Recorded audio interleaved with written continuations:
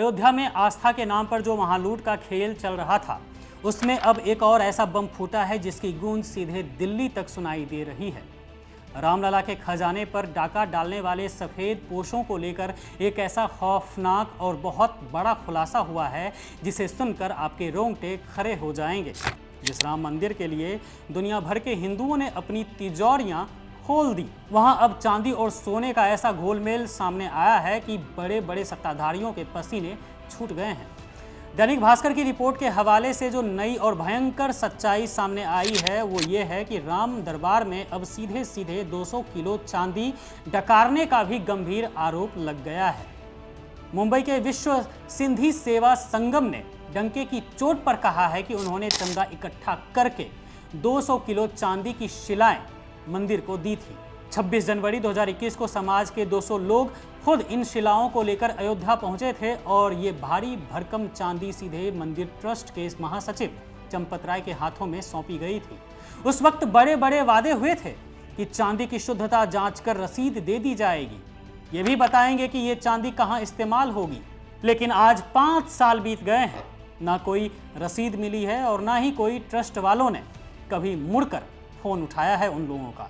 सिंधी समाज के chairman doctor Raju Manwani अब जवाब मांग रहे हैं कि आखिर वो 200 किलो चांदी गई तो गई कहां। और बात सिर्फ यहीं खत्म नहीं होती है। एक महिला ने भी काकभूषुंडी महाराज की बेशकीमती चांदी की मूर्ति दान की थी, वो भी सीधे चंपत राय के हाथों में दी गई। लेकिन रसीद के नाम पर आज तक सिर्फ झुनझुना ही थमाया गया है।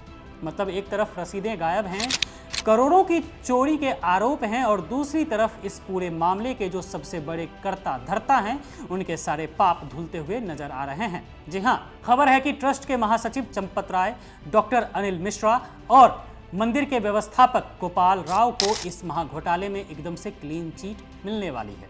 23 जून को शेषावतार मंदिर में जब धर्म ध्वजा फहराई जा रही थी तो ये तीनों चेहरे पूरी शानो शौकत के साथ वहां सबसे आगे खड़े थे।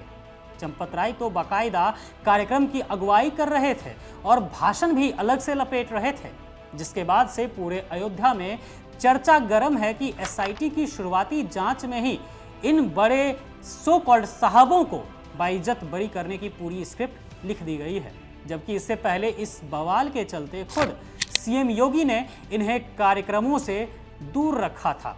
दोस्तों, इस मामले को सबसे पहले समाजवादी पार्टी के नेता पवन पांडे ने उठाया था, जिसके बाद सपा प्रमुख अखिलेश यादव से लेकर खुद बीजेपी नेताओं तक ने सीबीआई जांच की मांग कर डाली थी। जांच शुरू हुई तो चंपत राय के ड्राइवर और सबसे बड़े संदिग्ध किन्नू यादव के घर से जेवर और कैश मिले। ट्रस्ट के ही कई कर्मचारियों के पास से करीब 2 करोड़ का माल बरामद हुआ। अनुकल, लवकुश और मनीष जैसे छोटे मोहरों को तो परिसर में बंद करके उनके मोबाइल छीन लिए गए। लेकिन जो सबसे बड़ा मास्टरमाइंड टिन्नू समेत बड़े बड़े आला दर्जे के अधिकारी जो हैं मंदिर के, वो आज भी आराम से खुलेआम घूम रहे हैं, मोबाइल चला रहे हैं। मंदिर के पूर्व अकाउंटेंट और इंजीनियर तो पहले ही चीख चीख कर कह चुके थे कि निर्माण सामग्री में 40% कमीशन का सारा खेल चंपत राय को मालूम था, लेकिन रोकने के बजाय शिकायत करने वालों को ही निकाल दिया गया। मुंबई के कारोबारी अनिल विश्वकर्मा से लेकर ज्वेलर्स एसोसिएशन तक सब अपने दिए सोने चांदी की रसीदें मांग रहे हैं, लेकिन कोई सुनने वाला नहीं है।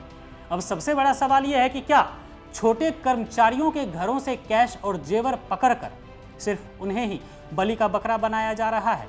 और क्या आस्था के नाम पर ये महालूट करने वाले बड़े मगरमच्छ हमेशा की तरह सिस्टम की गोद में बैठकर यूं ही मजे मारते रहेंगे?